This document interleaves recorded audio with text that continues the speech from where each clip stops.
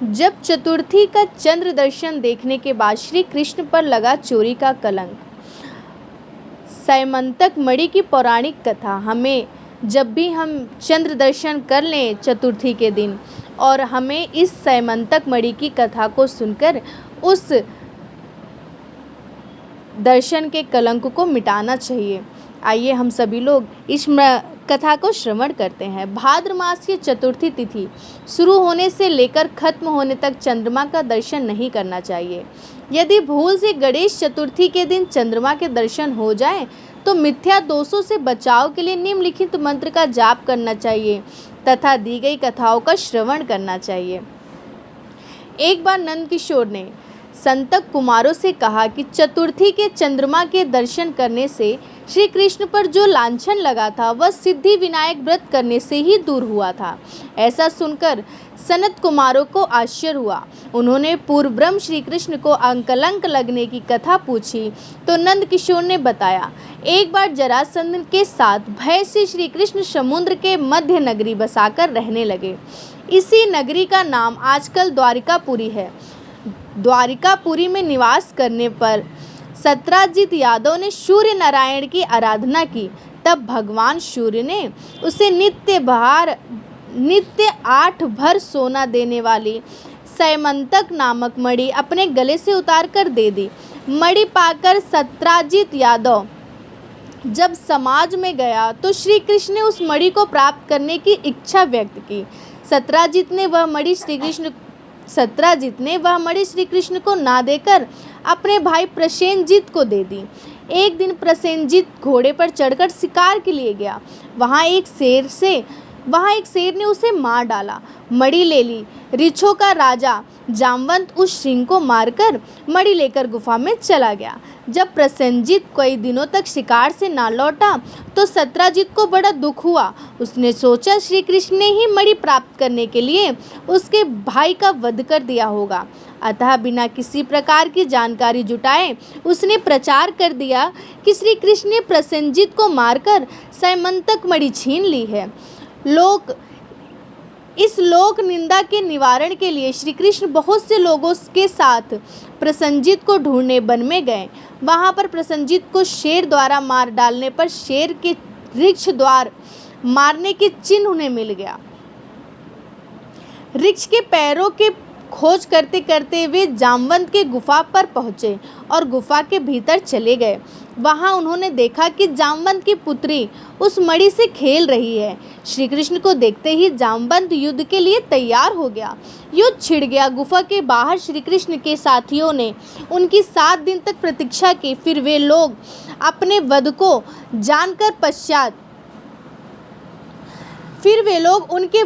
जानकर पश्चाताप करते हुए द्वारिकापुरी लौट गए।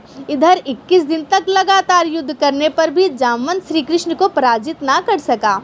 तब उसने सोचा, कहीं यह अवतार तो नहीं जिसके लिए मुझे रामचंद्र का वरदान मिला था। वह पुष्टि होने पर उसने अपनी कन्या का विवाह श्री कृष्ण के साथ कर दिया और मणि दहेज में दे दी। श्री कृष्ण जब मणि लेकर वापस आए तो सत्राजित अपने किए पर बहुत लज्जित हुए।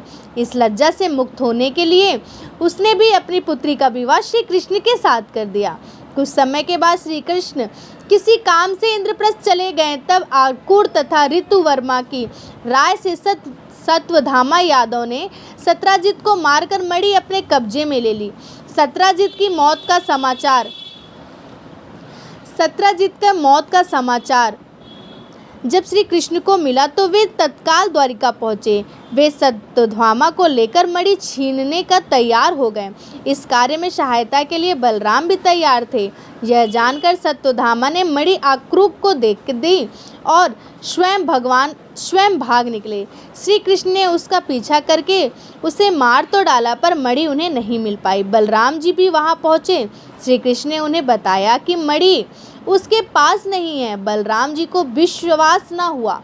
वे अप्रसन्न होकर विदर्भ चले गए। श्री कृष्ण के द्वारिका लौटने पर लोगों ने उनका भारी अपमान किया। तत्काल यह समाचार फैल गया। सैमंतक मणि के लोभ में श्री कृष्ण ने अपने भाई को ही मार डाला। श्री कृष्ण इस अकारण प्राप्त अपमान के शोक में डूबे थे कि सहसा वह नारद जी आ गए। उन्होंने श्री कृष्ण को बताया, आपने भाद्रपद शुक्ल चतुर्थी के चंद्रमा का दर्शन किया था, इसी कारण आपको इस तरह लक्षित होना पड़ रहा है। श्री कृष्ण ने पूछा, चौथ के चंद्रमा को ऐसा क्या हो गया जिसके कारण उसके दर्शन मात्र से मनुष्य कलंकित हो जाते हैं। तब नारद जी बोले, एक बार ब्रह्मा जी ने चतुर्थी के दिन गणेश जी का व्रत किया था। गणेश जी ने प्रकट होकर वर मांगने को कहा तो उन्होंने मांगा कि मुझे सृष्टि की रचना करने का मोह ना हो। गणेश जी ज्यों ही तथास्तु कहकर चलने लगे। उन्होंने विचित्र व्यक्तित्व को देखकर चंद्रमा ने उपहास किया। इस पर गणेश जी ने रुष्ट होकर चंद्रमा को शाप दिया कि आज से कोई तुम्हारा मुख नहीं देखना चाहेगा। शाप देकर गणेश जी अपने लोक चले गए और चंद्रमा मानसरोवर की कुमुदनियों में जा छुपे। चंद्रमा की बिना प्राणियों को बड़ा कष्ट हुआ। उनके कष्ट को देखकर ब्रह्मा जी की आज्ञा से सारे देवताओं के व्रत से प्रसन्न होकर गणेश जी ने वरदान दिया कि अब चंद्रमा शाप से मुक्त तो हो जाएगा, पर भाद्रपद शुक्ल चतुर्थी को जो भी चंद्रमा के दर्शन करेगा उसे चोरी आदि का झूठा लांछन जरूर लगेगा, किंतु जो मनुष्य प्रत्येक द्वितीय को दर्शन करता रहेगा वह इस लांछन से बच जाएगा। इस चतुर्थी से सिद्धि विनायक व्रत करने के सारे कष्ट दूर हो जाएंगे। यह सुनकर देवता अपने अपने स्थान को चले गए। इस प्रकार भाद्रपद शुक्ल पक्ष चंद्रमा को दर्शन नहीं करना चाहिए तथा श्री कृष्ण ने कलंक से मुक्त होने के लिए यही व्रत किया था। कुरुक्षेत्र के युद्ध में युधिष्ठिर ने भगवान श्री कृष्ण ने पूछा, भगवान, मनुष्य की मनोकामनाएं सिद्ध का कौन सा उपाय है? किस प्रकार मनुष्य धन, पुत्र, सौभाग्य तथा विजय प्राप्त कर सकता है? यह सुनकर श्री कृष्ण ने उत्तर दिया, यदि तुम पार्वती पुत्र श्री गणेश की विधि पूर्वक पूजन करो तो निश्चय ही तुम्हें सब कुछ प्राप्त हो जाएगा।